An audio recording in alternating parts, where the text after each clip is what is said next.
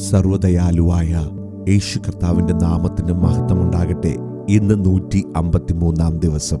നാം വായിക്കുന്നത് സംഖ്യാപുസ്തകം 36 അധ്യായം, സദൃശവാക്യങ്ങൾ 20 അധ്യായവും 2 കൊരിന്ത്യർ 4 അധ്യായവുമാണ്. സംഖ്യാപുസ്തകം 36 അധ്യായം. യോസേഫിന്റെ മക്കളുടെ കുടുംബങ്ങളിൽ മനശ്ശയുടെ മകനായ മാഖീരിന്റെ മകനായ ഗിലെയാദിന്റെ മക്കളുടെ കുടുംബത്തലവന്മാർ അടുത്തുവന്ന് മോശയുടെയും ഇസ്രായേൽ മക്കളുടെയും ഗോത്രപ്രധാനികളായ പ്രഭുക്കന്മാരുടെയും മുമ്പാകെ പറഞ്ഞത്: ഇസ്രായേൽ മക്കൾക്ക് ദേശം ചീട്ടിട്ട് അവകാശമായി കൊടുപ്പാൻ യഹോവ യജമാനനോട് കൽപ്പിച്ചു. ഞങ്ങളുടെ സഹോദരനായ ശെലോഫഹാദിന്റെ അവകാശം അവന്റെ പുത്രിമാർക്ക് കൊടുപ്പാൻ യജമാനന് യഹോവയുടെ കൽപ്പനയുണ്ടായി. എന്നാൽ അവർ ഇസ്രായേൽ മക്കളുടെ മറ്റു ഗോത്രങ്ങളിലെ പുരുഷന്മാരിൽ വല്ലവർക്കും ഭാര്യമാരായാൽ അവരുടെ അവകാശം ഞങ്ങളുടെ പിതാക്കന്മാരുടെ അവകാശത്തിൽ നിന്ന് വിട്ടുപോകുകയും അവർ ചേർന്ന ഗോത്രത്തിന്റെ അവകാശത്തോട് കൂടുകയും ചെയ്യും. ഇങ്ങനെ അത് ഞങ്ങളുടെ അവകാശത്തിന്റെ ഓഹരിയിൽ നിന്ന് പോയിപ്പോകും. ഇസ്രായേൽ മക്കളുടെ യോബേൽ സംവത്സരം വരുമ്പോൾ അവരുടെ അവകാശം അവർ ചേരുന്ന ഗോത്രത്തിന്റെ അവകാശത്തോട് കൂടുകയും അങ്ങനെ അവരുടെ അവകാശം ഞങ്ങളുടെ പിതൃഗോത്രത്തിന്റെ അവകാശത്തിൽ നിന്ന് വിട്ടുപോകുകയും ചെയ്യും.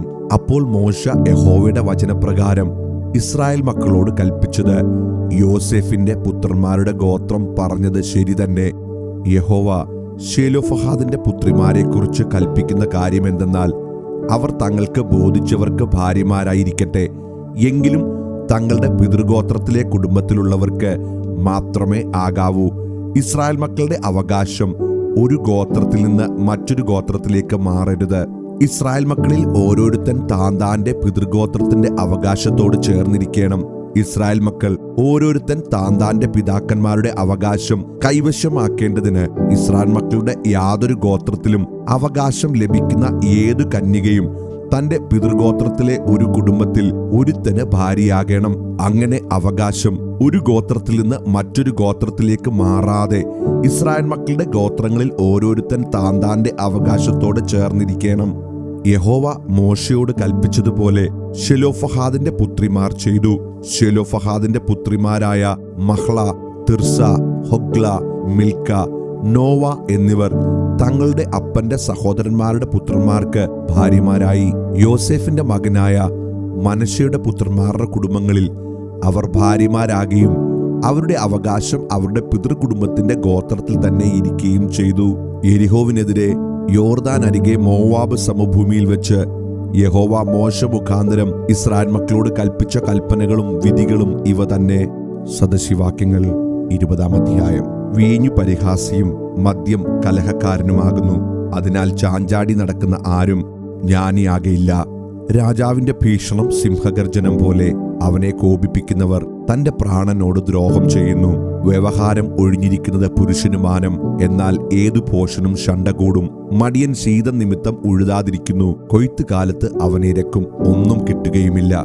മനുഷ്യന്റെ ഹൃദയത്തിലെ ആലോചന ആഴമുള്ള വെള്ളം, വിവേകമുള്ള പുരുഷനോ അത് കോരിയെടുക്കും. മിക്ക മനുഷ്യരും തങ്ങളോട് ദയാലുവായ ഒരുത്തനെ കാണും, എന്നാൽ വിശ്വസ്തനായ ഒരുത്തനെ ആർ കണ്ടെത്തും? പരമാർത്ഥതയിൽ നടക്കുന്നവൻ നീതിമാൻ, അവന്റെ ശേഷം അവന്റെ മക്കളും ഭാഗ്യവാന്മാർ. ന്യായാസനത്തിൽ ഇരിക്കുന്ന രാജാവ് തന്റെ കണ്ണുകൊണ്ട് സകല ദോഷത്തെയും പേറ്റിക്കളയുന്നു. ഞാൻ എന്റെ ഹൃദയത്തെ ശുദ്ധീകരിച്ച് പാപം ഒഴിഞ്ഞ് നിർമ്മലനായിരിക്കുന്നുവെന്ന് ആർക്ക് പറയാം?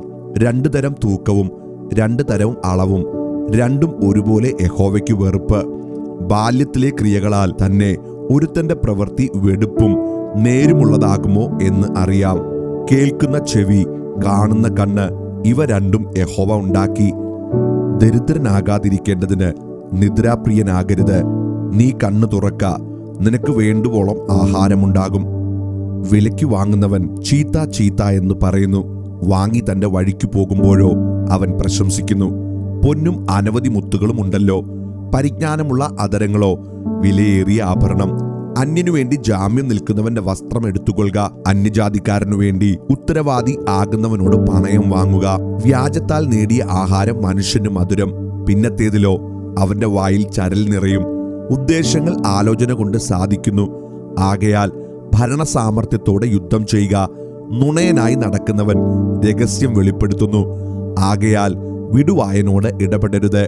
ആരെങ്കിലും അപ്പനെയോ അമ്മയെയോ ദുഷിച്ചാൽ അവന്റെ വിളക്ക് കൂരിരുട്ടിൽ കെട്ടുപോകും. അവന്റെ അവകാശം ആദിയിൽ ബന്ധപ്പെട്ട് കൈവശമാക്കാം. അതിന്റെ അവസാനമോ അനുഗ്രഹിക്കപ്പെട്ടിരിക്കയില്ല. ഞാൻ ദോഷത്തിന് പ്രതികാരം ചെയ്യുമെന്ന് നീ പറയരുത്. യഹോവയെ കാത്തിരിക്ക, അവൻ നിന്നെ രക്ഷിക്കും. 2 തരം തൂക്കം. യഹോവയ്ക്ക് വെറുപ്പ്, കള്ളത്തുലാസും കൊള്ളരുത്. മനുഷ്യന്റെ ഗതികൾ യഹോവയാൽ നിയമിക്കപ്പെടുന്നു. പിന്നെ മനുഷ്യന് തന്റെ വഴി എങ്ങനെ ഗ്രഹിക്കാം? ഇത് നിവേദിതം എന്ന് തത്രപ്പെട്ട് നേരുന്നതും നേർന്ന ശേഷം നിരൂപിക്കുന്നതും മനുഷ്യന് ഒരു കണി. ജ്ഞാനമുള്ള രാജാവ് ദുഷ്ടന്മാരെ പേറ്റിക്കളയുന്നു. അവരുടെ മേൽ അവൻ മെതിവണ്ടി ഉരുട്ടുന്നു. മനുഷ്യന്റെ ആത്മാവ് യഹോവയുടെ ദീപം, അത് ഉദരത്തിന്റെ അറകളെയൊക്കെയും ശോധന ചെയ്യുന്നു. ദയയും വിശ്വസ്തതയും രാജാവിനെ കാക്കുന്നു.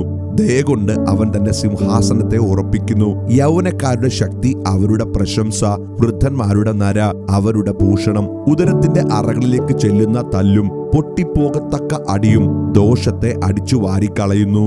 2 കൊരിന്ത്യർ 4-ാം അധ്യായം. അതുകൊണ്ട് ഞങ്ങൾക്ക് കരുണ ലഭിച്ചിട്ട് ഈ ശുശ്രൂഷ ഉണ്ടായാൽ ഞങ്ങൾ അധൈര്യപ്പെടാതെ ലജ്ജാകരമായ രഹസ്യങ്ങളെ ത്യജിച്ച് ഉപായം പ്രയോഗിക്കാതെയും ദൈവവചനത്തിന് കൂട്ടുചേർക്കാതെയും സത്യം വെളിപ്പെടുത്തുന്നതിനാൽ ദൈവസന്നിധിയിൽ സകല മനുഷ്യരുടെയും മനസാക്ഷിക്ക് ഞങ്ങളെ തന്നെ ബോധ്യമാക്കുന്നു. എന്നാൽ ഞങ്ങളുടെ സുവിശേഷം മറഞ്ഞിരിക്കുന്നുവെങ്കിൽ നശിച്ചു പോകുന്നവർക്കത്രേ മറഞ്ഞിരിക്കുന്നത്. ദൈവപ്രതിമയായ ക്രിസ്തുവിന്റെ തേജസ്സുള്ള സുവിശേഷത്തിന്റെ പ്രകാശനം ശോഭിക്കാതിരിപ്പാൻ ഈ ലോകത്തിന്റെ ദൈവം അവിശ്വാസികളുടെ മനസ്സ് കുരുടാക്കി ഞങ്ങളെ തന്നെയല്ല, ക്രിസ്തുയേശുവിനെ കർത്താവെന്നും ഞങ്ങളെയോ യേശു നിമിത്തം നിങ്ങളുടെ ദാസന്മാരെന്നും അത്രേ ഞങ്ങൾ പ്രസംഗിക്കുന്നത്. ഇരുട്ടിൽ നിന്ന് വെളിച്ചം പ്രകാശിക്കണമെന്ന് അരുളി ചെയ്ത ദൈവം യേശുക്രിസ്തുവിന്റെ മുഖത്തിലുള്ള ദൈവ തേജസ്സിന്റെ പരിജ്ഞാനം വിളങ്ങേണ്ടതിന് ഞങ്ങളുടെ ഹൃദയങ്ങളിൽ പ്രകാശിച്ചിരിക്കുന്നു. എങ്കിലും ഈ അത്യന്ത ശക്തി ഞങ്ങളുടെ സ്വന്തം എന്നല്ല, ദൈവത്തിന്റെ ദാനമത്രേ എന്ന് വരേണ്ടതിന് ഈ നിക്ഷേപം ഞങ്ങൾക്ക് മൺപാത്രങ്ങളിലാകുന്നു ഉള്ളത്. ഞങ്ങൾ സകലവിധത്തിലും കഷ്ടം സഹിക്കുന്നവരെങ്കിലും ഇടുങ്ങിയിരിക്കുന്നില്ല, ബുദ്ധിമുട്ടുന്നവർ എങ്കിലും നിരാശപ്പെടുന്നില്ല, ഉപദ്രവം അനുഭവിക്കുന്നവർ എങ്കിലും ഉപേക്ഷിക്കപ്പെടുന്നില്ല, വീണു കിടക്കുന്നവർ എങ്കിലും നശിച്ചു പോകുന്നില്ല. യേശുവിന്റെ ജീവൻ ഞങ്ങളുടെ ശരീരത്തിൽ വെളിപ്പെടേണ്ടതിന് യേശുവിന്റെ മരണം ശരീരത്തിൽ എപ്പോഴും വഹിക്കുന്നു.